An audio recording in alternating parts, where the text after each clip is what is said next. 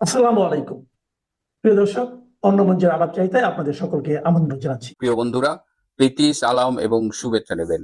ভারতে দুদিনের সফরে এসেছিলেন রাশিয়ার প্রেসিডেন্ট ভ্লাদিমির পুতিন এবং তিনি গতকাল ফিরে গিয়েছেন। এই সফরে, পুতিনের সফরে বাংলাদেশের প্রধানমন্ত্রী শেখ হাসিনার সাথে পুতিনের সাক্ষাৎ হয়েছে কিনা এটা নিয়ে একটা আলোচনা চলছে। তো আমি একদিন সময় নিয়েছি যে পুতিনের সাথে শেখ হাসিনার একটা বৈঠক হয়েছে। এই বৈঠকটা 10 মিনিটের হবার কথা ছিল, কিন্তু এটি আলটিমেটলি 17 মিনিট স্থায়ী ছিল এবং রাষ্ট্রপতির সাথে দেখা করবার আগে পুতিন শেখ হাসিনার সাথে এই বৈঠকটি করেন এবং শেখ হাসিনা তাকে 4টি উপহার দেন। একটি তৈলচিত্র উপহার দেন, যেখানে নদীতে নৌকা ভাসছে, তার পাশে ঘাস, মাটি, তারপরে সেখানে রূপপুর বিদ্যুৎ কেন্দ্র, এরকম একটা অয়েল পেন্টিং দিয়েছে। এছাড়া বঙ্গবন্ধুর আত্মজীবনীর ইংরেজি ভার্সন দিয়েছে, একটি নকশি কাঁথা এবং একটি জামদানি শাড়ি উপহার দিয়েছেন পুতিনকে। পুতিনের সাথে শেখ হাসিনার কি আলোচনা হয়েছে এটি আমি আসলে জানতে পারিনি, আমি জানতে চাইও নি। এবং আমাকে এটাও বলা হয়েছে যে তাদের ভেতরে কি আলোচনা হয়েছে সেটা জেনে বলার চাইতে সেটা এই মুহূর্তে না বলাটাই বেশি জরুরি। তবে মিটিংটা হয়েছে এবং এই মিটিংটা কিন্তু খুব এটাও একটা মানে আলাদা সিগনিফিকেন্স বহন করে যে এই মুহূর্তে দক্ষিণ এশিয়ায় ভারত এবং রাশিয়ার সম্পর্ক যখন গভীর হচ্ছে, ভারতের সাথে আমেরিকার সম্পর্ক যখন উন্নত হচ্ছে, তখন সেই সম্পর্কের এই যে উন্নতি, এই উন্নতির একটা বেনিফিট কিন্তু আওয়ামী লীগ পাবে। কারণ ভারতের পরীক্ষিত বন্ধু হলো আওয়ামী লীগ। ভারত আওয়ামী লীগকে তার পরীক্ষিত বন্ধু মনে করে, কিন্তু বাংলাদেশের বাস্তবতায় ভারত বিরোধী রাজনীতি বেশ জনপ্রিয় একটা অংশের মধ্যে, এবং ভারত বিরোধী এই রাজনীতিটা করে বেসিক্যালি জামাতে ইসলাম, বিএনপি এবং আরো কয়েকটি ইসলামপন্থী দল। আওয়ামী লীগকে আমি দেখেছি যে তাদের ভারতের প্রতি তাদের অবস্থানটা তারা কিন্তু নিজেরাই বেশ মাঝে মধ্যে দ্বিধান্বিত থাকে। আমার মনে আছে 1990 সালে, তখন আমি ঢাকা মেডিকেল কলেজে পড়ি, তখন দিল্লিতে IPPNW, international physicians for the prevention of nuclear war, এই পারমাণবিক যুদ্ধের বিরুদ্ধে ডাক্তারদের একটা ইন্টারন্যাশনাল অর্গানাইজেশন আছে, সেইটার একটা সম্মেলন হয়েছিল এবং সেই সম্মেলনে বাংলাদেশ মেডিকেল অ্যাসোসিয়েশনের নেতৃবৃন্দ গিয়েছিল এবং আমরা বিভিন্ন মেডিকেল কলেজের ছাত্র নেতারাও গিয়েছিলাম।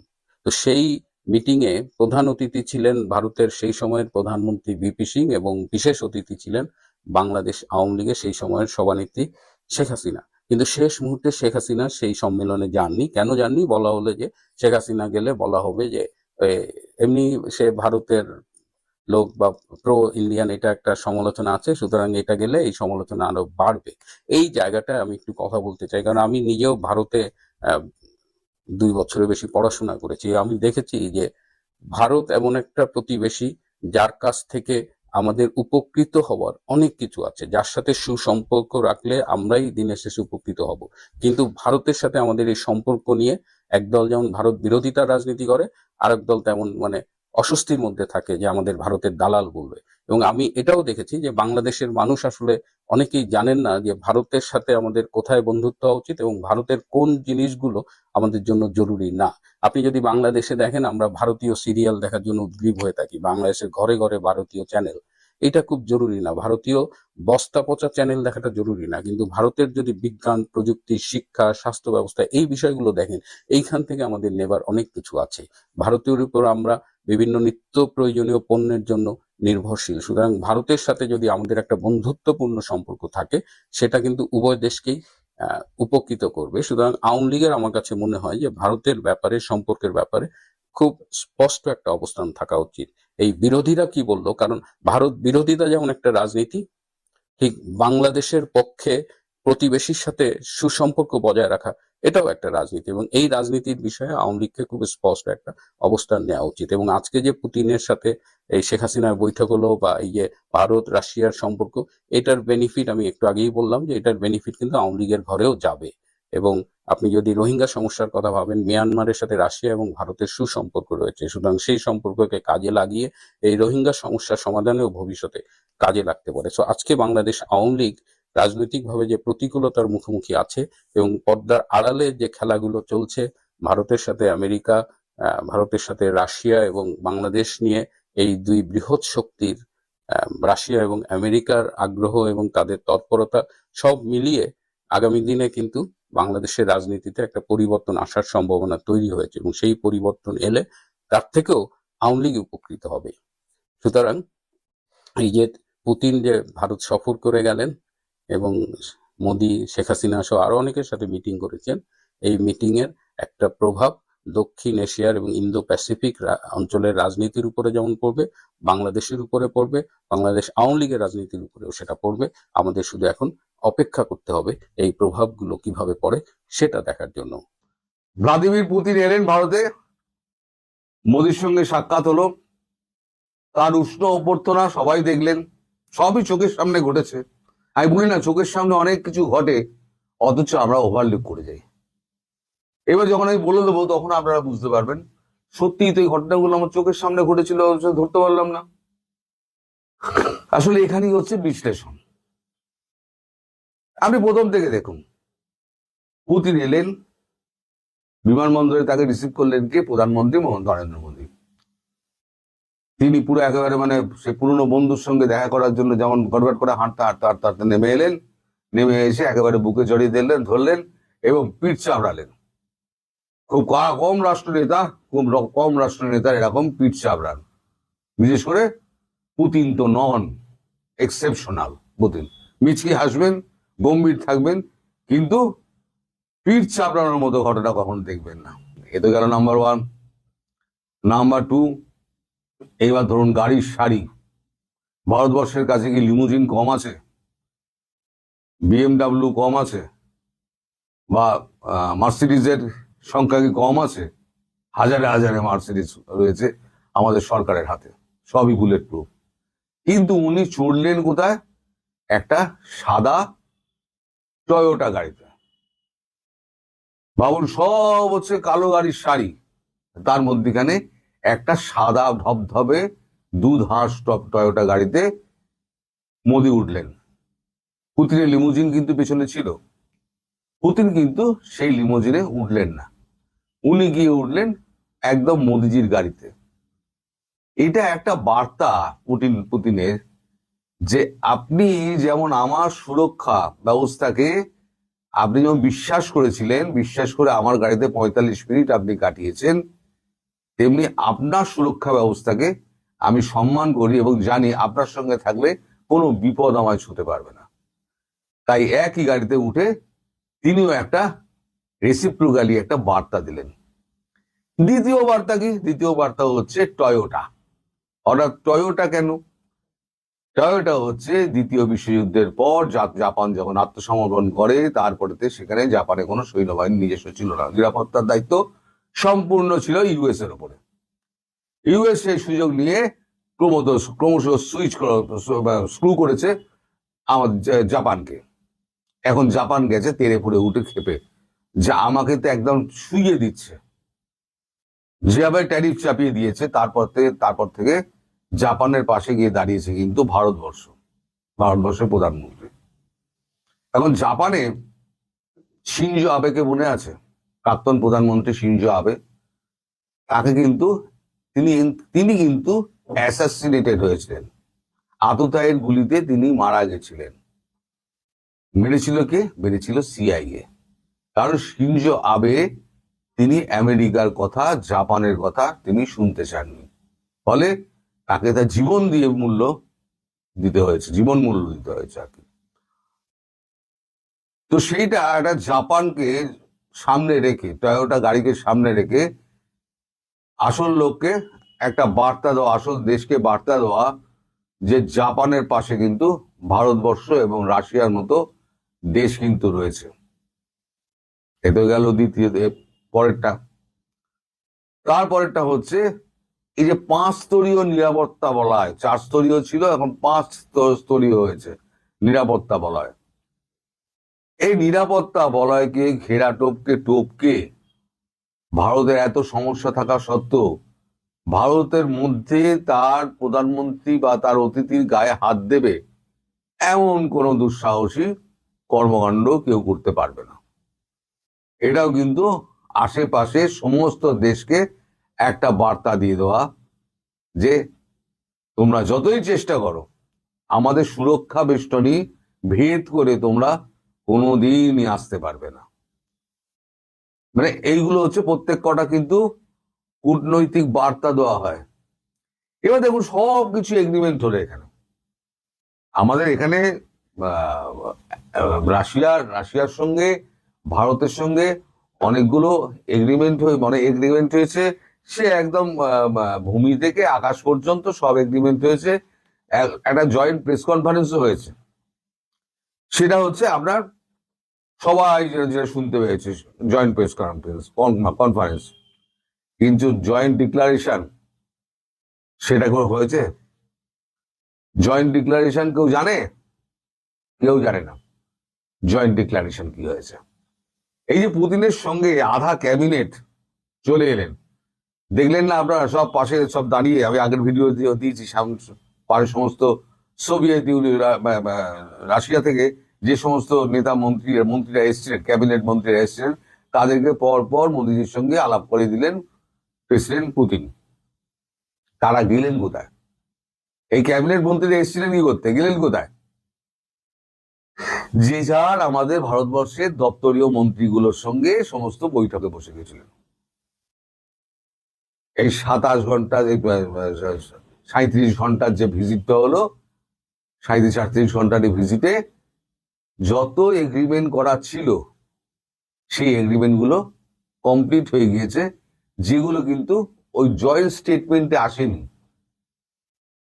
আর সমস্ত নন ডিসক্লোজার, আগের দিনে আমি বলে দিয়েছিলাম কাগজ পড়ে যে এগুলো কিন্তু ডিসক্লোজ করা হবে না। অর্থাৎ একটা বার্তা এইটা যে একদিন ভারতবর্ষকে দেখানো হতো যে রাশিয়া থেকে শুধু অস্ত্র কেনা হচ্ছে, রাশিয়া অস্ত্র বিক্রেতা।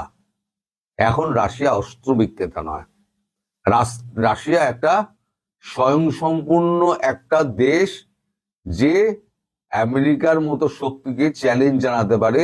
এবং ভারত এমন একটা শক্তি যে আমেরিকার সঙ্গে দাঁতে দাঁত চেপে লড়াই করতে পারে। দুই শক্তি যদি এক হয়, তাহলে আমেরিকা বাহাদুরের কিন্তু ঘুম ছুটিয়ে দেবে। এই বার্তাগুলো কিন্তু কূটনৈতিক মহল মারফত, কূটনৈতিক মানে এই যে ব্যবহারগুলো, এইগুলোতে কিন্তু বুঝিয়ে দেওয়া হয়। সেটা যারা বোঝে, কূটনীতি বিশ্লেষণ যারা, আগের দিনই বলেছিলেন না, কূটনীতি সম্পর্কে যারা আছে, যারা মাপজোক করে, তাদের একটা আলাদা ডেস্ক আছে। তারা প্রত্যেকটা জিনিস ফলো করে যে কি হচ্ছে, কিভাবে গলায় লাগলো, কতটা জোরে হস্ত করমর্দন হলো, কে কার পিঠ চাড়লো, কে কার দিকে যেয়ে কতটা হাসলো, কে কার দিকে টেরা চোখে চাইলো, কে কাউকে উপেক্ষা করে গেল, সব কিন্তু নোট করা হয়, তারও হিসেব করা হয়। এখানে কিন্তু আমেরিকার কোনো কথা বলা হয়নি। উল্টে রাশিয়ার প্রেসিডেন্ট তিনি জয়েন্ট প্রেস কনফারেন্সে এমন একটা বোমা ছেড়ে দিলেন, তাতে কিন্তু যার লাগার কিন্তু তার গায়ে কিন্তু লেগে গেছে, যে আমরা ভারতবর্ষকে তেল সাপ্লাই করেছি এবং ভবিষ্যতেও সমপরিমাণ তেল আমরা সাপ্লাই করে যাব। অর্থাৎ যারা বলছিলেন, যিনি বলছিলেন যে ভারতবর্ষ অলরেডি তেল সরবরাহ কমিয়ে দিয়েছে, তেল আমদানি কমিয়ে দিয়েছে, তাকে একটা সূক্ষ্ম বার্তা পৌঁছে দেওয়া হলো যে তুমি যতই বাগাড়ম্বর করো না কেন, যারা বেশি বকবক করে তাদের বলে বাগাড়ম্বর, তা তুমি যতই বাগাড়ম্বর করো না কেন, আমরা আমাদের মতো কাজ করে যাচ্ছি, তোমাকে আমরা থরি পাত্তা দিই, ঘন্টা পাত্তা দিই, তোমার কোনো দাম নেই। আর আমরা করছি পুরো রুপিয়া আর ভারতীয় টাকা আর রাশিয়ান রুবেলে। এবং চোখের আড়ালে যেটা হলো সেটা হচ্ছে ব্রিক্সের ওই গাঁথনিটা হলো, যেটা হচ্ছে ভিত যাকে বলা হয়, ভিতটা গাঁথা হলো, যেটা আমি বলছিলাম। এই বছর ডিসেম্বর পেরোলে পরে জানুয়ারি যখন পড়বে 2026, এই অক্টোবরে কি সেপ্টেম্বরে ব্রিক্সের এখানে ভারতবর্ষে একটা হবে, সম্মেলন হবে। সেখানে সভাপতিত্ব করবে হচ্ছে ভারত এবং সভাপতি হবেন নরেন্দ্র মোদী। আমি আর একটা বলেছিলাম, আমাদের কমানো হচ্ছে, টাকার ভ্যালুয়েশন কমানো হচ্ছে, দেখে যে 90 পৌঁছে গেছে। এটা খুব তাড়াতাড়ি 100-তে পৌঁছে যাবে, মানে $1 কিনতে গেলে 100 টাকা আমাদের খরচা করা হবে। দুনিয়ার লোক ভাববে আরে ভারতবর্ষ তো গেল, যদি যেতেই হতো, মানে যেতই, তাহলে এই ট্যারিফের গুঁতো হয়ে, হ্যাঁ, আমরা অনেকে বলেছিল যে কাঁচা লঙ্কা পচে যাচ্ছে, পেঁয়াজ পচে যাচ্ছে, খাদ্য পচে যাচ্ছে, ভারতবর্ষ সাপ্লাই করতে পারছে না, তাদের অর্থনীতি 12টা বেজে গেছে। অথচ জিডিপি 8.2% হয়ে গেল। বেড়ে। কি করে সম্ভব? সারা পৃথিবীর অর্থনীতি দ্রুত হয়ে যাচ্ছে, ভারতবর্ষ উঠে যাচ্ছে। কারণ ভারতবর্ষে ইন্টারনাল কনজাম্পশন আছে রে ভাই, কারণ দেশে এত ইন্টারনাল কনজাম্পশন নেই। তো যাই হোক, মোটমাট কথা হচ্ছে চোখের সামনে এতগুলো লোক নামলো, তারা কোথায় ভ্যানিশ হয়ে গেল, তারপর আবার ফেরার সময় তারা প্লেনে উঠে চলে গেল। তারা কি করছিল? এখানে আঙুর খেতে এসেছিল, কলা খেতে এসেছিল, ফল খেতে এসেছিল? আসেনি। তারা যে যার মতো কাজ করেছে। এবার পরে পরে এক এক করে জানতে পারবেন যে এই এই এই এই মহাকাশ থেকে আরম্ভ করে অস্ত্র পর্যন্ত এই এই চুক্তিগুলো হয়েছে। এখন কোনোটাই বলা হবে না। তার মানে রাশিয়া এখন আর কেবল অস্ত্র বিক্রেতা নয়, রাশিয়া এমন একটা দেশ যার হাতে সমস্ত কিছু রয়েছে। এবং আলাস্কার বৈঠকে যে সমাধানগুলো হয়নি, সেই সমাধানগুলোর সূত্রগুলো, সেগুলো ভারতবর্ষ এই সমাধান সূত্র বার করে দিয়েছে। এবং আলাস্কার বৈঠকে যে সমাধানগুলো হয়নি, যে এটা এই বৈঠকে কি করে হলো, সেটা আমি পরে একটা ভিডিওতে বলবো, যেটা আজকের ভিডিওতে বললে পরে এই ভিডিওটা লম্বা হয়ে যাবে, আপনাদের ধৈর্যচ্যুতি করবে। তাই এই ভিডিও আর লম্বা করলাম না, শুধু আপনাদের বুঝিয়ে দিলাম কূটনীতি এইভাবেই হয়। আর শেখ হাসিনার বৈঠকটা নিয়ে অনেক কথাবার্তা চলছে। ভারতবর্ষেরই কিছু সাংবাদিক আছেন যারা বলছেন যে এটা হয়নি। এটা ঠিক লিস্টের মধ্যে ছিল না। নির্বাচিত একজন প্রধানমন্ত্রী, তার সঙ্গে দেখা করবেন, সেটা লিস্টে থাকবে না, খুব স্বাভাবিকভাবেই থাকবে না। আপনার বলতে কি বলেন? স্বাভাবিকভাবে থাকবে না, আনলিস্টেড থাকবে। কিন্তু কালকে দেখা হয়েছে এবং কথা হয়েছে, সঙ্গে ছিলেন রাষ্ট্রের সঙ্গে কথা হয়েছে রাজনাথ সিং এর। কি কথা হয়েছে না হয়েছে সেই খবর এখন আমার কাছে এসে পৌঁছায়নি, তাই ওই নিয়ে আমি পরে ভিডিও করব। আজকে এখানে শেষ করছি। প্রথম কথা আজকে বলি, আজকে 6ই ডিসেম্বর। আজকের দিনে বাংলাদেশের স্বাধীন সরকারকে ভারত এবং ভুটান স্বীকৃতি দিয়েছিল। এই দিনটাকে মৈত্রী দিবস হিসেবে পালন করা হতো। এখন হয়তো হচ্ছে না, কারণ দেখেন তো মুক্তিযুদ্ধ বিরোধী শক্তি ক্ষমতায়। যাই হোক, এই সময় রাশিয়ার প্রেসিডেন্ট ভ্লাদিমির পুতিনের ভারত সফর নিঃসন্দেহে খুবই গুরুত্বপূর্ণ। অত্যন্ত কর্মসূচিতে ঠাসা প্রোগ্রাম ছিল, একেবারে মিনিট টু মিনিট। মানে আমাদের প্রায় হিমশিম খেতে হয়েছে প্রত্যেকটা খবর সংগ্রহ, তার ভেতরের খবর জানার জন্য আর কি। তো তুমি ভূ রাজনৈতিক ক্ষেত্রে পরিবর্তন বলতে একটা পরিবর্তন লক্ষ্য করা গিয়েছে এই বিষয়ে, যে আমেরিকার সঙ্গে ভারতের যে দূরত্বটা তৈরি হচ্ছিল, এই রাশিয়ার সঙ্গে, এই পুতিনের সঙ্গে যে ভারতের যে বন্ধুত্ব বা সহযোগিতা আজ বলে না, সেই স্বাধীনতার সময় থেকে, এবং দীর্ঘদিনের পরীক্ষিত বন্ধু রাশিয়া ভারতের ক্ষেত্রে, ভারতের উন্নয়নে তাদের একটা বড় ভূমিকা আছে। একই সঙ্গে 71-এর মুক্তিযুদ্ধে ভারত ও রাশিয়া যৌথভাবে পাকিস্তানকে পরাস্ত করেছিল মুক্তিযুদ্ধদের সঙ্গে নিয়ে। ফলে সেদিক থেকে ভারত ও রাশিয়ার মধ্যে সম্পর্কটার সঙ্গে বাংলাদেশ ওতপ্রোতভাবে জড়িয়ে আছে। এবং এই অঞ্চলে পাকিস্তানের গতকাল যে যৌথ বিবৃতি, সেই যৌথ বিবৃতিতে পাকিস্তানে আশ্রিত জঙ্গি এবং জাতিসংঘ দ্বারা ঘোষিত যে সমস্ত জঙ্গি, তাদের কেউ কেউ বাংলাদেশে অবস্থিত, তাদের বিরুদ্ধে ব্যবস্থা নেওয়ার কথা বলা হয়েছে এই যৌথ বিবৃতিতে। সকলেই যদি পড়ে দেখেন, আমার মনে হয় উপকৃত হবেন। ভারতের পররাষ্ট্র মন্ত্রণালয়ের ওয়েবসাইটে যৌথ বিবৃতিটা আছে। কাউন্টার টেরোরিজম একটা বড় সমস্যা হিসেবে দেখানো হয়েছে এবং তার প্রভাব বিশ্বের সঙ্গে সঙ্গে উপমহাদেশও, এই দক্ষিণ এশিয়াতেও রয়েছে। ভূ রাজনৈতিক পরিবর্তন বলতে আমি যেটা বলবো, যে কথা বলছিলাম, যে দূরত্ব যেটা তৈরি হয়েছিল, সেই দূরত্বটা গতকালই হোয়াইট হাউস যে তাদের একটি ভিশন ডকুমেন্ট কালকে প্রকাশ করেছে, সেই ভিশন ডকুমেন্টে তারা কিন্তু বলেছেন যে ভারতের সঙ্গে বন্ধুত্ব সহযোগিতা আরো নিবিড় করতে হবে। ঠিক রাশিয়ার সঙ্গে যেদিন এই বৈঠক চলছে মোদী, সেই সময় হোয়াইট হাউসের এই ঘোষণা নিঃসন্দেহে একটা নতুন তাৎপর্য আছে। তবে আমেরিকা যে দূরত্ব তৈরি করছিল ভারতের সাথে, সেটা তারা মনে করেছেন যেটা সঠিক নয়। ভারতের সঙ্গে নিবিড় সম্পর্ক তৈরি করা, একই সঙ্গে তারা কিন্তু বলেছেন যেটা অনিশ্চিত ছিল, যে 4 দেশের রাষ্ট্রের যে কোয়াড, যে চতুর্ভুজীয় যে জোট, সেটাকে আবার পুনরায়, যেটা অনিশ্চিত হয়ে গিয়েছিল ট্রাম্প আসার পর, সেটাকে আবার পুনরুজ্জীবিত করার একটা কথা উঠেছে। এবং একই সঙ্গে ইন্দো প্যাসিফিক অর্থাৎ ভারত প্রশান্ত মহাসাগরীয় অঞ্চলের যে নিরাপত্তা, যার মধ্যে বাংলাদেশ পড়ে, সেখানেও আর কি ভারত এবং আমেরিকা ভারতের সঙ্গে যৌথভাবে কাজ করতে চায়। ফলে আমার মনে হয়েছে ভারতের দিক থেকে একটা বড় কূটনৈতিক সাফল্য। একদিকে একটা বৃহৎ শক্তি রাশিয়ার সঙ্গে তার সম্পর্ক পুনরায় নতুন করে নতুন পথে নিয়ে যাওয়া, নিরবিচ্ছিন্ন যে পরমাণু জ্বালানি সরবরাহ করা এবং আরো একটি পরমাণু নতুন কেন্দ্র তৈরি করা, বিদ্যুৎ কেন্দ্র তৈরি করা। ফলে এইসব বিষয় নিয়ে নিশ্চিতভাবে এই সম্পর্কটা গোটা বিশ্বের একটা নজর কেড়েছে। এবং যাতে বোঝা গেল যে হোয়াইট হাউসের নজরও কেড়েছে, হোয়াইট হাউস এটার উপর তীক্ষ্ণ নজর রেখেছিল। অবশ্যই চীনও নজর রাখবে, পাকিস্তান তো রাখবেই, খুবই স্বাভাবিক। আমি জানি না বাংলাদেশের পক্ষ থেকে কিরকম নজর রাখা হয়েছিল। কারণ ভারতের যদি নিরাপত্তা বিঘ্নিত হয়, সেক্ষেত্রে এটা নরেন্দ্র মোদী বার্তাটা দিয়েছেন, ভারতের নিরাপত্তা বিঘ্নিত হলে তার পাশে রাশিয়া থাকবে, তিনি যে ব্যবস্থা নিলেন। এবং যেটা আমরা জানি যে ভারত এবং রাশিয়া দুজনেরই স্বার্থ বাংলাদেশে জড়িত আছে। বিশেষ করে রাশিয়ার সাহায্যে যে রূপপুর পারমাণবিক বিদ্যুৎ কেন্দ্র তৈরি হচ্ছে এবং সেটা যে আপাতত কিছুটা স্থগিত হয়ে আছে, সেই বিষয়ে আলোচনা হয়েছে এবং পরমাণু বিদ্যুৎ কেন্দ্র নির্মাণ একটা বড় আলোচ্য বিষয় ছিল। ফলে সেই বিষয়টা যৌথভাবে কিভাবে কাজ করা যায়, কারণ ভারতের অনেক যন্ত্রাংশ ওই রূপপুর কেন্দ্রে, ভারতের যেটা ভারত হেভি ইলেকট্রিক, তাদের যে অনেক যন্ত্রাংশ ওখানে পৌঁছচ্ছে, ভারতীয় ইঞ্জিনিয়াররা কাজ করছিলেন। তো এইটাকে পুনরায় কিভাবে রাশিয়া এবং ভারত যৌথভাবে সেই কাজটি আবার তারা শুরু করতে চান বা করতে চান, তার একটা আগ্রহ আছে।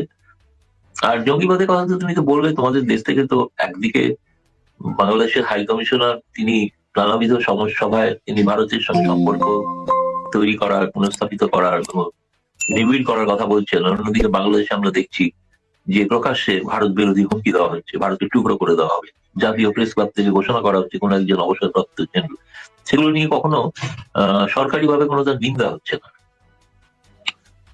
আমাদের ভারতের থেকে যদি কেউ বাংলাদেশ বিরোধী সেরকম কথা বলে, যেটা অসত্য কথা, তাহলে তার নিন্দা করা হয়, সেটা সবাইটা মেনে নেওয়া হয়। কিন্তু বাংলাদেশে মেনে, ফলে এটা তো চিন্তার বিষয় আছে অবশ্যই। আমি বলছি এই আলোচনার মধ্যে আঞ্চলিক বিষয়, যৌথ বিবৃতিতে উল্লেখ আছে যে আঞ্চলিক বিষয়ে আলোচনা হয়েছে। এই আঞ্চলিক বিষয়ের মধ্যে অন্যান্য কয়েকটি জায়গার কথা উল্লেখ করা হয়েছে, মধ্যপ্রাচ্য, ইউক্রেন ইত্যাদির কথা উল্লেখ আছে, কিন্তু যেটা ঘটনা যে বাংলাদেশের প্রসঙ্গ নাম করে উল্লেখ নেই। কিন্তু আমাদের নিশ্চিত ধারণা যে এটা নিশ্চিতভাবে একটা আলোচনা হয়েছে, বিশেষ করে বাংলাদেশে যখন একটা নির্বাচন নিয়ে অনিশ্চয়তা তৈরি হয়েছে, সে ব্যাপারে আমি যতদূর শুনেছি যে ভারত এবং রাশিয়া বাংলাদেশে একটি ইনক্লুসিভ নির্বাচনের পক্ষে। তারা চান, যেহেতু দুটো দেশই রাষ্ট্র চান, যে আওয়ামী লীগ সহ নির্বাচন ওখানে অনুষ্ঠিত হোক। কারণ অন্যান্য দেশে তথাকথিত যে জেনজি বিপ্লব হয়েছে, শ্রীলঙ্কায় হয়েছে, যেখানে রাজাপক্ষের দলের বিরুদ্ধে হয়েছিল কিন্তু তার দলকে বিচিত করা হয়। নেপালে হয়েছে, নেপালে কমিউনিস্ট পার্টি একত্রিত হয়ে নির্বাচনে প্রতিদ্বন্দ্বিতা করবে, তাকেও নিষিদ্ধ করা হয়। বাংলাদেশে একমাত্র একটি ব্যতিক্রমী রাষ্ট্র যেখানে যে আজকে বাংলাদেশ স্রষ্টার পিছনে যে দলটির ভূমিকা, তাকে রাজনৈতিকভাবে নিষিদ্ধ করে দেওয়া। এবং দুর্ভাগ্যজনক তাদের প্রশাসনিক ব্যর্থতা কি ছিল সেটা অন্য বিষয়, সেটা বাংলাদেশের আভ্যন্তরীণ বিষয়। কিন্তু এটা ঘটনা যে সেই দলের রাজনৈতিক, আমরা বাকি দুনিয়া যেটা বাইরে থেকে দেখছে, সেটা হচ্ছে সেই দলের রাজনৈতিক কর্মকাণ্ডকে নিষিদ্ধ করাটা সঠিক বলে মানা হচ্ছে না। তৌহিদ হোসেন তো পররাষ্ট্র উপদেষ্টা বলেই দিয়েছেন যে ওটার জন্য কোনো সম্পর্ক আটকে থাকবে না, এবং ভারতের বাংলাদেশের হাই কমিশনার বলেছেন যে এরকম ওইটার কারণে ভারত বাংলাদেশ সম্পর্কে কোনো অগ্রগতি বা পিছিয়ে প্রতিবন্ধকতা তৈরি হবে না। ফলে ওই বিষয়টা যে নিয়ে আমার মনে হয় না যে বাংলাদেশ খুব বেশি, বাংলাদেশের মিডিয়া যতটা পিড়াপিড়ি করছে, বাংলাদেশের সরকার ততটা পিড়াপিড়ি করছে না। কারণ হচ্ছে যে ওটা জানে যে এটা ভারত ফেরত কখনোই দেবে না, সম্ভবই না দেওয়া, আইনগত কারণেই সম্ভব না। ফলে এটা তো ফিরিয়ে দেওয়ার তো কোনো ভারতে তিনি আসছে এবং তিনি যতদিন চাইবেন ততদিন ভারতে থাকবেন, বাকি আওয়ামী লীগ যারা যতদিন চাইবেন তারা থাকবেন।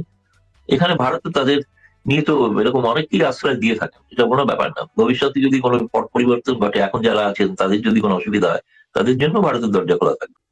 মাহমুদুর রহমান মান্না একটা মন্তব্য করেছেন যে খালেদা জিয়ার শারীরিক অবস্থা কি হয় এর উপর নাকি বাংলাদেশের নির্বাচনটাও নির্ভর করতে পারে। উনি কি নির্বাচন পিছিয়ে যাওয়ার ইঙ্গিত দিলেন কিনা বুঝতে পারছি না, কিন্তু সেরকম কি হওয়ার কোন আশঙ্কা আপনি দেখেন? ঠিক এই মুহূর্তে বলা যায় না, বাট নির্বাচনের শিডিউল ঘোষণার আগ পর্যন্ত যদি কিছু হয়, সেটাতে তো নির্বাচন ব্যাঘাত ঘটার কোনো আইনগত কারণ আমি দেখি না। আর মাহমুদুর রহমানের মতো আবার আরেক দলের নেতা এবি পার্টির মঞ্জু সাহেব, উনি বলেছিলেন যে এটা কোনো প্রভাব ফেলবে না।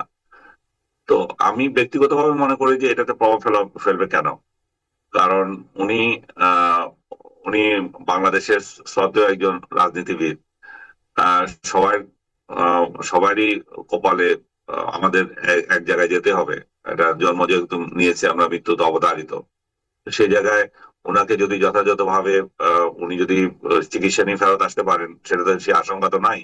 আল্লাহ না করুক ওনার যদি কিছু হয়ে যায়, তাহলে সেক্ষেত্রেও তো আমাদের প্রাত্যহিক কাজ থেমে থাকবে না। আমার মনে হচ্ছে ওনার রাজনৈতিক দল, বাংলাদেশ জাতীয় পার্টি, বাংলাদেশ জাতীয়তাবাদী দল, ওনারা যদি মনে করেন যে ওনার এই এই বিষয়টা নিয়ে ওনাদের রাজনীতিতে বা নির্বাচনী ক্যাম্পেইনে কোনো সমস্যা হচ্ছে, তাহলেই শুধুমাত্র আমার মনে হয় যে এটাতে পিছাতে পারে। আদারওয়াইজ অন্য কোনো কারণ তো আমি দেখি না। আর ওনারাও যে ওই ধরনের আবেদন করবেন যে আমাদের রাজনৈতিক বিপর্যয় ঘটেছে, আমাদের দলের প্রধান এখন এর এই অবস্থায় নির্বাচন হতে পারে না, সেটারও কোনো যৌক্তিকতা আমি দেখি না। কারণ আজকে অনেক বছর থেকে আপনি বলতে পারেন যে বেগম খালেদা জিয়া রাজনীতিতে অনুপস্থিত।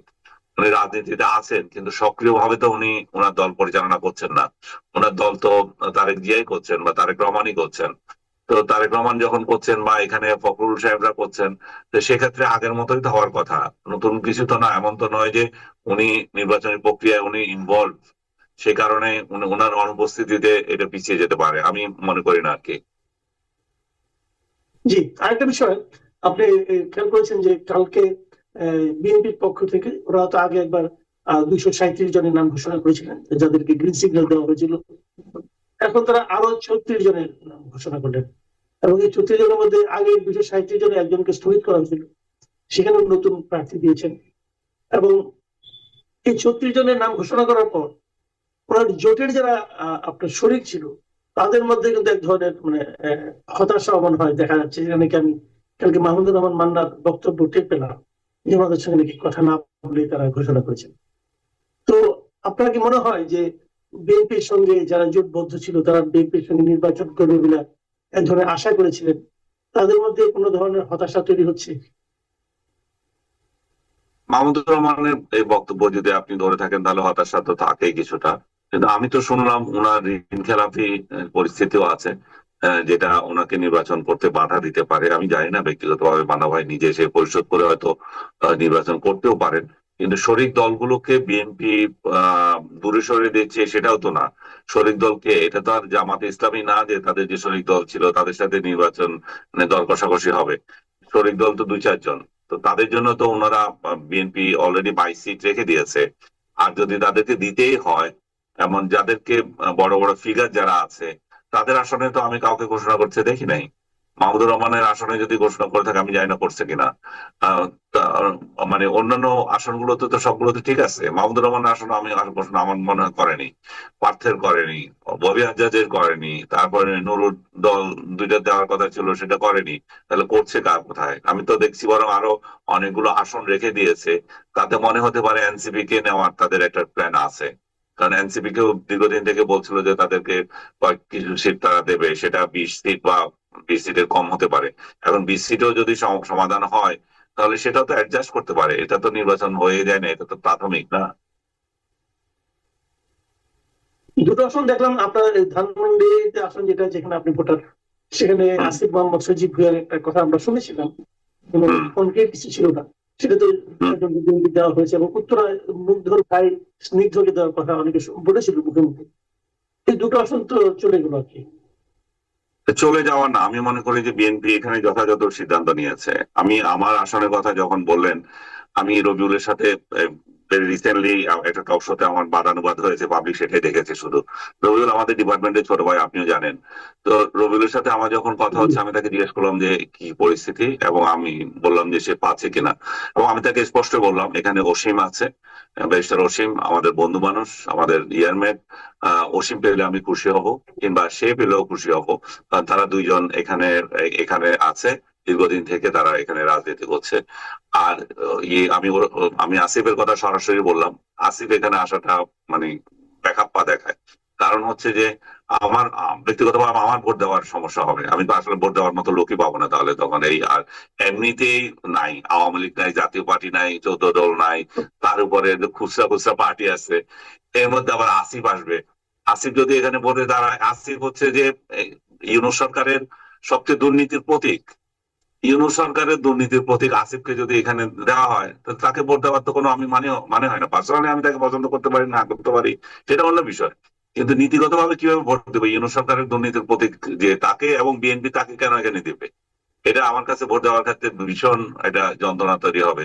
আমি বললাম যে একেবারে আমি কার কাছে জানিয়ে বললাম, আসিফ যদি দাঁড়িয়েই যায়, মানে বিএনপি যদি তাকে প্রার্থী সত্যিই করে তাহলে হিরো আলমকে এনে আমরা এখানে দাঁড় করায় দিতে হবে। হিরো আলম গুলশানে দাঁড়িয়েছে, হিরো আলম এবার ধানমন্ডিতে দাঁড়াক, তাহলে অন্তত কিছুটা আমাদের স্বস্তি আসে যে হিরো আলমকে ভোট পাবলিক দেখিয়ে দিত, তখন আসলে বিএনপি কে তখন একটা শিক্ষা দেওয়া যেত।